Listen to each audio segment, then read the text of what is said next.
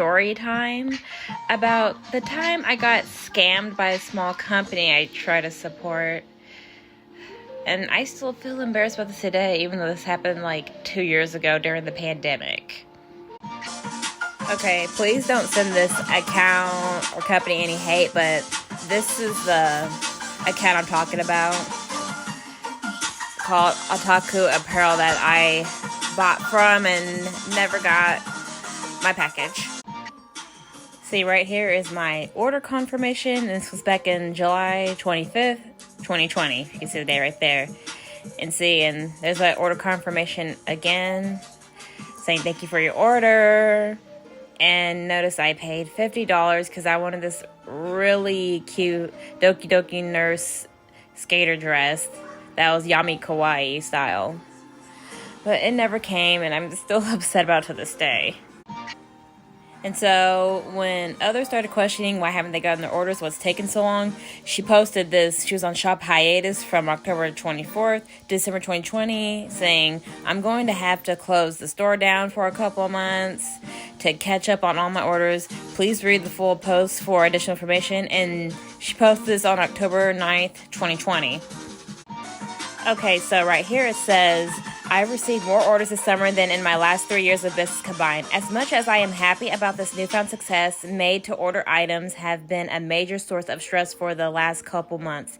I had to set up a new shipping system, fulfillment system, and a new bulk order process with my main manufacturer to make everything more manageable. Still, I've been having issues between production errors, communication issues, and the general toll this has all been taking on my health. I told myself I'd be able to catch up after the rush was over. But the rush still hasn't stopped. The work has still not yet become manageable, and I'm now at a point where I'm embarrassing behind on orders and don't really see a way of catching up without stopping orders altogether. My partner and I recently broke up, so I no longer have any help fulfilling orders as well.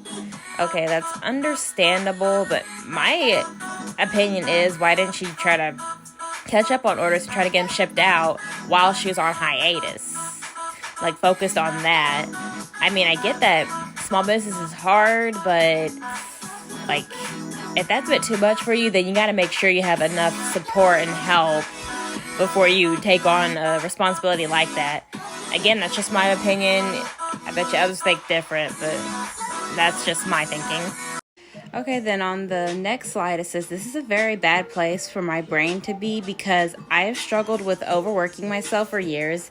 I'm now at a point where I'm going through a cycle of all-nighters and 15-hour work days, followed by several days of burnout where I can't get anything done without nearly having a panic attack. I was forcing myself to take 2 days a week off in July and early August, but I've fallen back into this unhealthy cycle of always being in work mode yet again. I feel guilty for doing simple things like eating, sleeping, or using free time for art because that time feels better used being productive. I need to give myself an actual opportunity to catch up. For the last few months, I've avoided having sales and new releases because I was actively avoiding getting any more new customers than I already had. After putting a lot of thought into it, I've decided that a hiatus will be a better option. Ota-Q's website will stop taking orders on Saturday, October 24th. I'd like to give y'all a little bit of time to buy anything you've had your eye on because the majority of those items will be discontinued. Just keep in mind you'll be at the end of the line, so you probably won't get what you order until December or so. My plan is to use the last few months of the year to fulfill all outstanding orders and update the website with my new items. Right here it says, so what next? The plan is to reopen in January 2021. Once the shop is back open, most MTO items will be removed in favor of ready stock and new designs. I've actually got all over apparel collections I've been waiting to release since March, as well as a lot of other items I'm extremely excited about, like enamel pins, overalls, and seifukus. My custom overalls will still be available, and I'm willing to do MTO through that, but I no longer want my business to be based on MTO apparel. Popular designs and new collections will be kept in stock.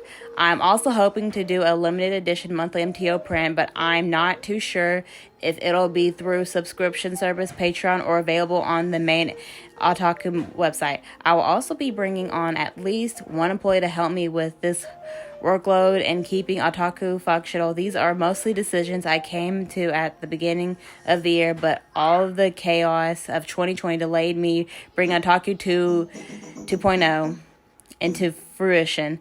With my boom in business, I definitely need to make this change now more than ever. Alright, and right here on the last slide says, thank you for reading all of this.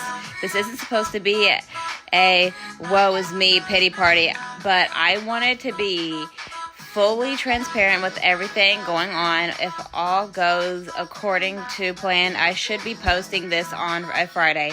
Fridays are my post office and bulk order days, and I am trying to move back to taking weekends off. But my next few work days will be dedicated to catching up on emails. I've hated my lack of communication over the last few weeks and want to fix that first and foremost. I have a couple of other outstanding projects that need to be taken care of, like my DIY winners, 50K giveaway, and small batch of face masks and filters I may still sell. But most of my time will be dedicated to catching up on all orders, hopefully with better time management. I'll be able to hop back on social media regularly to keep you updated here as well. Stay cute, Callie.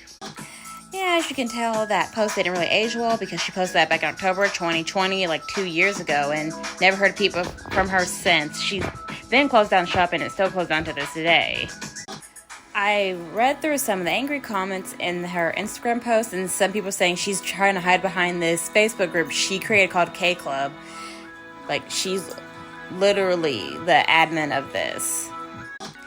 And this Facebook group is practically dead. Like, nobody posts on there anymore. Like, this post was from last year, talking about Callie and another moderator who was problematic. But I'm just reading the parts about Callie because this is like really, really long. So it says, Hello, K Club.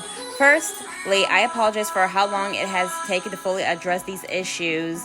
We have all been very busy and held on hoping Callie would come forward for their own statement, but it never happened. Secondly, I would like to say us moderators of the K Club face group, myself, Denny, Mari, Luna, and Frankie, are all volunteers. We volunteer our free time to help the group run, and we have limited power to control things as mods. We also all live very busy lives outside the group and J Fashion communities with jobs, school, and business to run. We are also based in different time zones, so it takes a while to process everything. We do not have any power over Callie's business, being the K Club magazine or Ota-Q apparel. We understand that Ota-Q apparel has taken orders that haven't been shipped over an extended period of time, and unfortunately we can't do anything about it. Although this group has the same name of the magazine, we don't have anything to do with production of the design and cannot control the issue. Although this group has the same name of the magazine, we don't have anything to do with the production of the design and cannot control the issue of the design that is supposed to come. We have tried to contact Callie as much as we can using ways they said themselves would be the best way to contact them.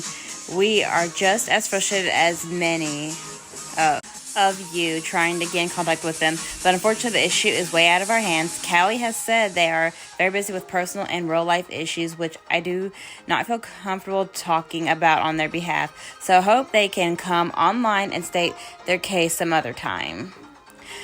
But that didn't really happen. They tried to speak on her behalf, but she hasn't said anything since, even though it's been 2 years.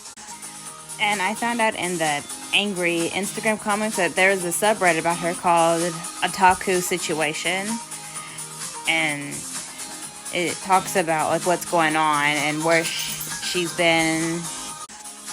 And here is the Ota-Q update that was kind of made last year. I'm not entirely sure where to begin with this. I'm not even sure what this post should be titled, really. All I know is that I have been chosen as a witness to what I'm about to tell you all, and that is my solemn duty to do so. I found out Callie's real name through some internet sleuthing, or at least the name they were known as for their business is Courtney Skinner. They were born in Houston, Texas, moved to and supposedly lived in Japan for some time before moving back here. They are most likely still located in Texas somewhere, perhaps even still in Houston. As far making contact, that was largely due to help of Callie's former friend and model, Katie Castles. Katie, I want to be very clear, had no idea what was going on. They had only modeled for Ota-Q once, as far as I can tell, and hadn't been in contact with Callie for almost a year. They were horrified to learn the extent of what had been going on and how much money people lost, and was also very surprised because, according to Katie, who had visited Callie, they had piles of clothing that had been made and were the wrong sizes or otherwise incorrect orders. So Katie, had assumed Callie had the clothes and was working on sending them out to fill orders. Katie still had Callie's Discord, so they sent them a message at first to check in and then asking about the clothes. According to Callie, they had ordered the clothes, which came in the wrong sizes. And they wanted to sue the company who made them, but it was too expensive and they were having health issues. You might recognize this as not making a ton of sense because health issues are reasonable. It is not to just lose that much money or rip off people and not say anything, like not one public announcement. What put Katie off even more was the fact that they chalked up the whole situation to a loss that they didn't even attempt to make right. They stopped responding to Katie's messages after this, giving a rather unsatisfying conclusion to the story. As you have probably gathered, we are the ones who are left to deal with the fallout of the situation. Callie is not getting away clean either, however. There is enough noise around Ota-Q and Callie that they won't be able to just walk back into the J-Fashion community even if they rebrand. We know their names now, Callie, Callio, Courtney Skinner, etc. So we can warn people if any of those names come up in relation to a new business. Sure, they have, or did anyway, our money, but the site is down, so that should keep our other buyers safe. I'll be posting the screenshots of my convo with Katie as well as the things I found internet sleuthing. I know this doesn't offer the answers that many of us were looking for or wanted, but it does conclude this saga. And while I don't like how it has ended, at least we could say it has ended. What do we do from here? Other than spread the word, I'm not sure there is much else. That can be done. We certainly aren't getting our money back or our orders. That said, I think there's a lot to get out of this situation in terms of lessons learned and how to move forward. I know this isn't learn and how to move forward. I know this isn't the conclusion we deserved, but I'm hopeful that being able to put this behind us officially will allow for healing and growth. Thank you for reading this and for your time. TLDR. For those who don't have time for the full story, I found and got in contact with Callie through another source who was their friend, but Callie is not interested in doing anything to fix that mess that they have made or make things right. I say we return the favor by cutting our losses, warning others so that they can't be taken by Callie, Courtney, or future aliases, and doing what we can to keep Callie out of the various fashion communities they've been a part of in the past. Update: the original post included the wrong pronouns for Katie. The post has been updated to reflect their proper pronouns. So, a while back, I made a TikTok story talking about how the video I made on this dress I bought from Ota-Q back in 2020 didn't age well because the dress never arrived, and in the picture that's the dress I bought from Callie. Look how pretty that is, and it never came. I was so disappointed. I later found out that Callie has a YouTube channel called Callie Ota-Q, as you can see, and the last post was her video that she posted was from 2 years ago. So literally after the whole Ota-Q fiasco blew up, Callie has been MIA.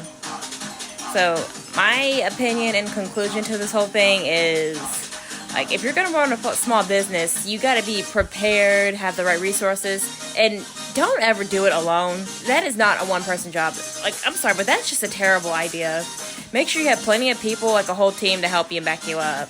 Because doing it by yourself is just, no, terrible idea. So, Callie needs to, make things right, even though it's been 2 years. Instead, Callie's just been MIA, never tried to make anything right, and nobody's heard from Callie since. It's just a whole mess, and I wish I'd go back in time and stop myself from ordering that really, really cute dress. But, can't undo it. So, this is just my experience, how I got scammed, and I hope the rest of you who want to support a small business, just be careful, read reviews, and I just don't want people to end up like me. Like, luckily for me, I only bought one item. I lost $50 that I'm never going to get back. Other people have lost over hundreds of dollars, like $300 that they're never getting back. I feel really bad for them. So, yeah, just be careful what small business you support and try not to get scammed or anything. Just be safe. All right, that's all I want to say. Thank you. Bye. Thank you so much for listening.